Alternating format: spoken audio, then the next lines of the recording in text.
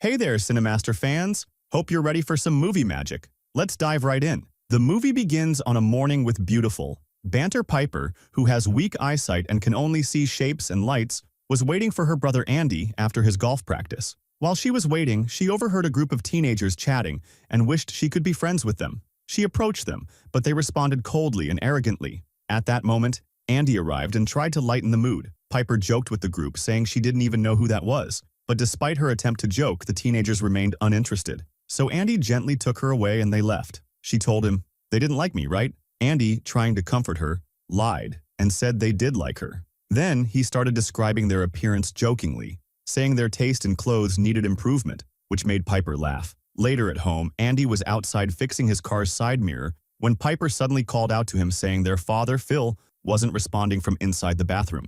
Andy broke the bathroom door with a knife and found their father lying on the floor, clearly dead from a hard fall. Andy was shocked and stood frozen, unable to comprehend what he was seeing. Piper arrived moments later, felt her father's body on the floor, collapsed in tears and insisted he just had chemo, he was supposed to be getting better. When the paramedics were carrying Phil on the stretcher, Andy noticed the stretcher kept scraping against the door threshold. The next day, a social worker named Wendy informed Piper that, since she was a minor, she would be moving to live with a kind foster mother named Laura. She then told Andy he would be placed in a separate care unit. Andy objected and insisted that he needed to stay with Piper because he had always taken care of her. He added that he planned to apply for Piper's custody as soon as he turned 18, which was only 3 months away. Wendy sympathized but explained that Laura had previously faced difficulties caring for children with troubled backgrounds. This surprised Piper, who used their secret code word with Andy, grapefruit, meaning tell the truth. Andy quietly admitted that he had caused some trouble when he was 8 years old.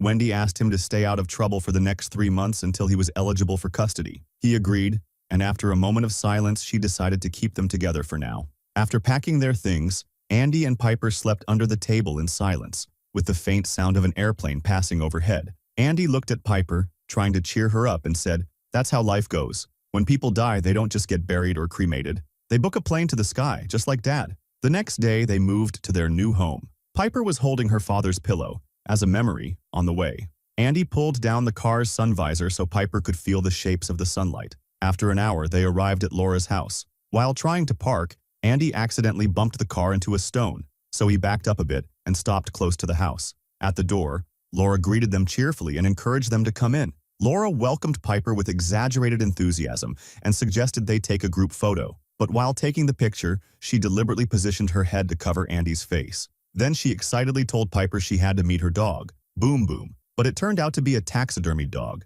Laura, laughing, added that her cat, Junkman, wasn't stuffed. Andy noticed a rug with a raised strip for the visually impaired and asked if it was for Piper. Laura revealed it was for her blind daughter, Kathy. Andy curiously asked if she was home, but Laura revealed she had passed away. Andy apologized, and Piper asked how she died. Laura quietly said she drowned in the swimming pool, then got a phone call from Wendy that interrupted them. Piper and Andy took the opportunity to explore the backyard, and while there, they accidentally let the cat outside. Laura quickly yelled at them not to let it out. As Andy tried to call the cat back, a young boy was holding it tightly by the empty pool. At that moment, Laura ran over, snatched the cat from the boy, and the boy's strange gaze lingered on Andy and Piper. Inside, Laura explained that she was also fostering another child named Oliver, who had lost his family just like them, and added that he had been mute since Kathy died. Afterwards, Piper asked Andy what Oliver looked like. Not wanting her to worry, he lied and said Oliver looked cute and actually smiled at her. She was quiet for a moment and asked what color his hair was.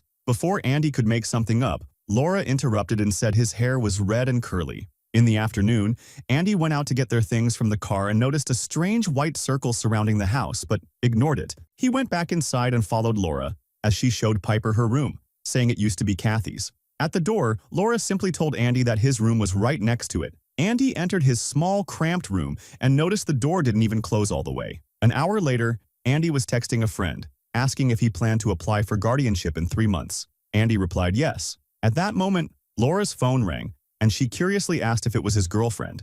Andy shook his head and said it was just a friend. Laura relaxed and asked what they were talking about, if it was something about his father. Andy gave her an awkward smile, avoiding the question. Laura pressed him, saying she used to be a psychological counselor too. Andy didn't answer. Then they heard Piper's voice through the wall. Andy was glad for the interruption and used it as an excuse to go talk to her. He started lifting weights to clear his head. Meanwhile, Piper was exploring her new room, with Laura watching from outside, a small, worried smile on her face. Later that night, Laura checked the weather app on her phone, then put a videotape in the player and started watching strange, magical rituals on TV. At midnight, after tossing and turning in bed, Andy got up and looked out the window, seeing Laura and Oliver entering a shed in the garden. The next day, Laura painted a thin white line around the pool, then looked up at the sky in silence. Later, Laura shouted for Andy to wake up. He woke up startled, noticed drool on his face, and realized he'd wet himself in his sleep.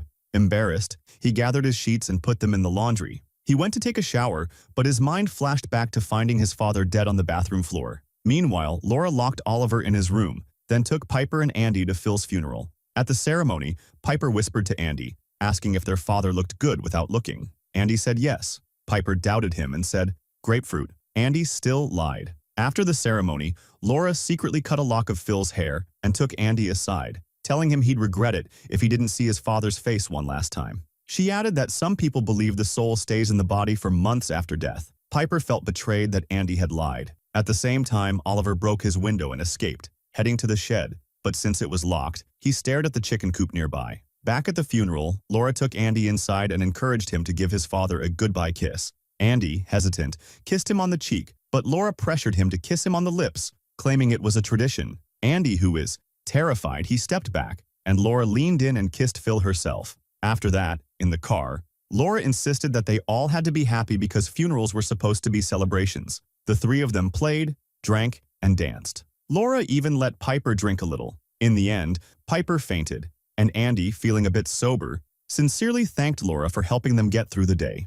Laura, understanding, said she had been through something similar and encouraged him to talk about his feelings, saying that it lightens the burden. Andy hesitated, then asked her how she dealt with Kathy's death. Laura honestly replied that she didn't. She confessed that when her daughter was buried, she felt as if she was abandoning her, so she stayed in the cemetery for days. In a trembling voice, Laura added that she would do anything just to hear her call her Mom one more time. They fell silent for a moment, and Andy finally opened up. He talked about how he and his father used to talk, but when it came to Piper, Laura interrupted him and asked, "Is that why you hit her when you were 8? Andy froze. "Who told you?" Laura said, "Wendy." Andy revealed that when his father married Piper's mother, he felt like his father had finally found his family. So in a desperate attempt to get his father's attention, he started causing trouble at school. His father, when angry, used to beat him and always turned on the shower during the beatings to cover the sound so Piper wouldn't hear. In the middle of the night, Laura peed in a cup and poured it on Andy's pants while he was sleeping. It turned out she had been drugging Andy in secret by putting drugs in his protein powder.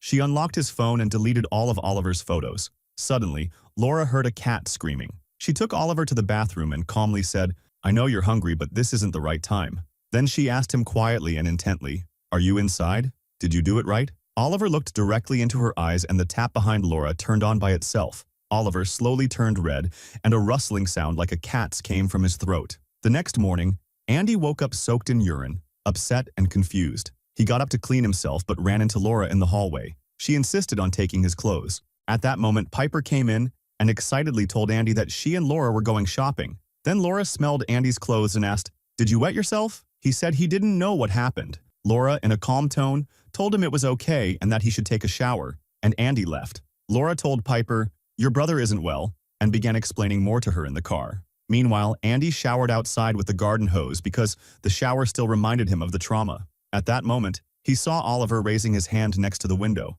He thought it was a greeting, so he waved back. In fact, Oliver was killing a fly, caught it, and ate it. After that, Andy went to Oliver's room but found it locked. He got a knife and opened it. In the living room, Andy kept asking Oliver a lot of questions, but Oliver was staring into space. Andy gave him a notebook and pen and told him he'd give him food if he wrote something. Oliver took the notebook and wrote. Andy gave him a piece of cantaloupe still stuck to the knife. But instead of just eating the fruit, Oliver grabbed the knife and ate it. Andy watched him for a moment, then heard a metallic scratching sound. When he looked again, he saw Oliver biting the knife, terrified. Andy snatched the knife and dragged Oliver outside to get help or take him to the hospital. But as soon as Oliver crossed the white circle drawn on the ground, he screamed and recoiled, his body starting to convulse violently. Andy heard a faint whisper coming from Oliver saying, "Help me." Then he noticed the paper where Oliver had earlier written the word bird. At that time, Laura took Oliver to her room and started playing a video of magical rituals. Immediately, he snapped out of the trance he was in.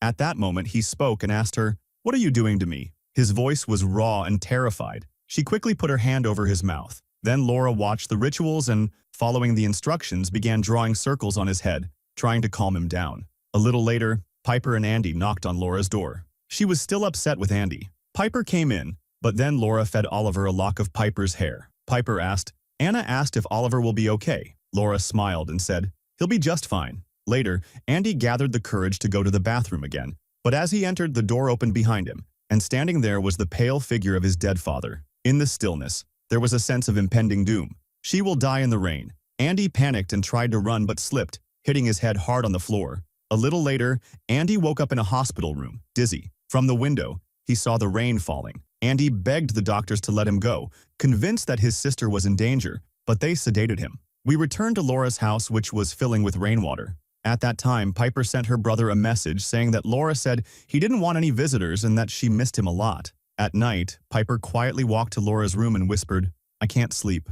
She meant Andy. Laura, with a warm smile, invited her in. Then Laura said tenderly that Kathy loved the rain. Piper, watching TV, asked, "Is that her?" Laura replied, "Yes." Then Piper asked Laura to describe Kathy. Laura replied, "She was 12 years old, had freckles and long brown hair." The next day, Laura visited Andy, who immediately asked where Piper was. She replied that Piper was at home with Oliver. Laura then told him that he needed to stay in the hospital another day, and he was confused. Andy asked again where Piper was. Laura tried to calm him and said that Piper had sent him a gift, perfume. Andy, still uneasy, warned Laura not to let Piper go out in the rain, saying she could die in it. When Laura was surprised, he explained that before he fell in the shower, he saw his father. Laura cut him off and said, "Your father appears to you in the shower because you killed him." Andy was stunned. Laura clarified again that maybe he associates rain with death because his father died in the shower. Frustrated and confused, Andy kept blaming himself. Laura promised to keep Piper inside,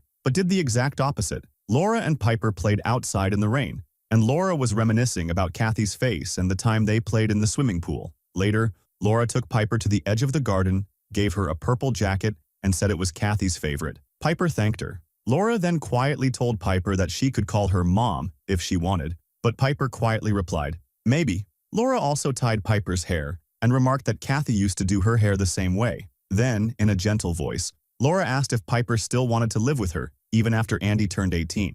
Piper refused and said she always wanted to stay with her brother but promised they would visit Laura on weekends. Laura then told Piper there was something else she needed to show her. Quietly, she led Piper to the freezer and placed her hand on Kathy's cold, dead body. When Piper hesitantly asked, "What's this?" Laura simply replied, "Meet her." The next day, as she was bringing Andy home from the hospital, Laura was venting to Wendy on the phone, clearly unhappy about his early release. At the hospital, she said she had a fight with the staff and claimed that Andy had a psychotic episode, but they told her he was showing signs of improvement. As soon as they got home, Andy checked on Piper, but Laura interrupted him from outside and accused him of being a bit strange and still not better. Then, Andy tried to exercise but got distracted, and in the end, he drank his protein shake. At that time, Laura continued watching the strange rituals, and her real goal finally became clear. Laura is trying to bring her daughter back from the dead. The rituals have 4 steps to connect with the devil. So Laura managed to summon a demon, and now it lives inside Oliver. The second step is simulating death.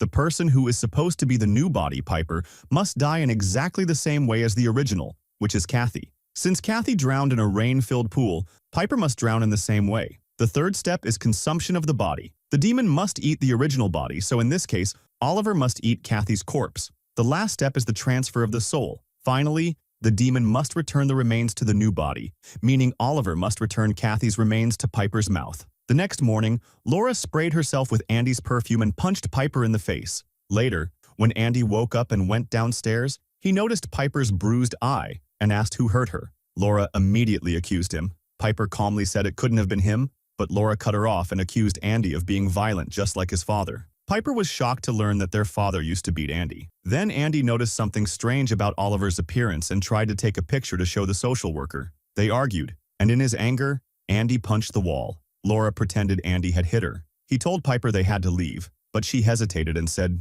"Grapefruit." Back to Andy. Wendy told him that Laura claimed he was soiling himself and that he was violent with Laura and Piper. But Andy ignored her questions and pointed out that Laura had kidnapped the boy. He blamed her for not investigating enough. Wendy then dropped her bombshell. Laura had worked in childcare for 20 years and was a close friend, insisting Laura could never hurt a child. Meanwhile, Laura returned home to find Oliver had trashed the whole house. Oliver slowly approached Laura and bit a chunk of her flesh as she screamed in pain and terror. Laura ran and locked herself in a room. Outside, Oliver began to speak and scream in Laura's voice. It turned out that if the demon takes any part of a person's body, a piece of flesh, a lock of hair, anything, it can imitate them. That's why Laura fed Oliver Phil's hair to worsen Andy's madness and create a rift between him and Piper, slowly and methodically. Laura then tied her arm and, to calm Oliver, drew a symbol on the window and finally let him eat Kathy's corpse. Back to Andy. He told Wendy that Laura named the little boy Oliver, but Wendy was suspicious and said Oliver was actually the name of Laura's nephew, who has red hair. In the end, Andy convinced Wendy to visit Laura's house. On the way, Andy left Piper a touching voice message, admitting their father used to hurt him, especially when Piper wasn't home. He said he lied about it because he didn't want her to see how bad things really were. He expressed deep regret for the only time he hit Piper when he was 8 and swore to protect her ever since. He insisted Laura was the one who hit her and that she also kidnapped Oliver. The message ended with, "I love you, Piper. Grapefruit." Andy gave the phone to Wendy without ending the call so Laura would hear Wendy's voice when she arrived. Realizing Wendy was coming, Laura quickly started cleaning the house and poured Andy's protein powder down the sink. Wendy and Andy arrived at Laura's house. Wendy told Andy to stay in the car. At the door, Wendy told Laura that Andy had raised new concerns about child abuse and that she had to search the house immediately. Laura welcomed her and showed her Piper's room. Meanwhile, Andy got out of the car, jumped over a fence, and approached the locked garden shed. He grabbed a bird feeder, broke the lock, looked inside, and found Oliver hunched over a corpse, eating it.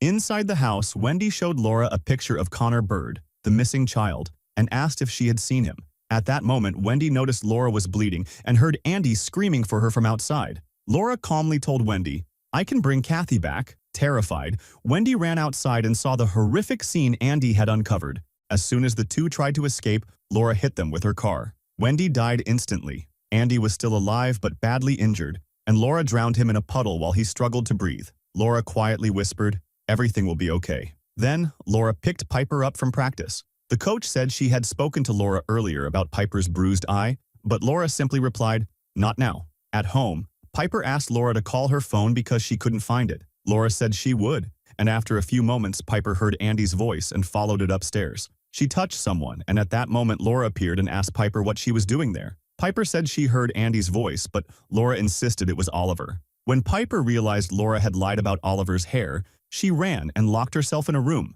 Inside, she tripped over a body and realized it was her brother from the braces on his teeth. His hands were partially eaten, which explained how Oliver could mimic Andy's voice. Piper cried and whispered, "Grapefruit," apologizing to Andy. Laura opened the door with a spare key and calmly explained her plan to resurrect Kathy. Piper managed to escape, but hit her head and lost consciousness. Laura dragged her to the swimming pool, where the grotesquely swollen Oliver was waiting. Laura began to drown Piper, who resisted until she was about to give up. Piper shouted one word that stopped Laura in her tracks. "Mom." Laura froze, her mind flashing back to Kathy gasping and drowning. Piper managed to escape, but Oliver wasn't ready to let her go. He attacked her, but she kicked him hard in the stomach, causing him to vomit violently. Piper took the opportunity and ran toward the street to get help. At that moment, Oliver saw the missing child poster with his real name, Connor Bird. At that moment, he was able to cross the chalk line Laura had drawn to keep him trapped. At the same time, Laura quietly carried Kathy's decayed body to the pool,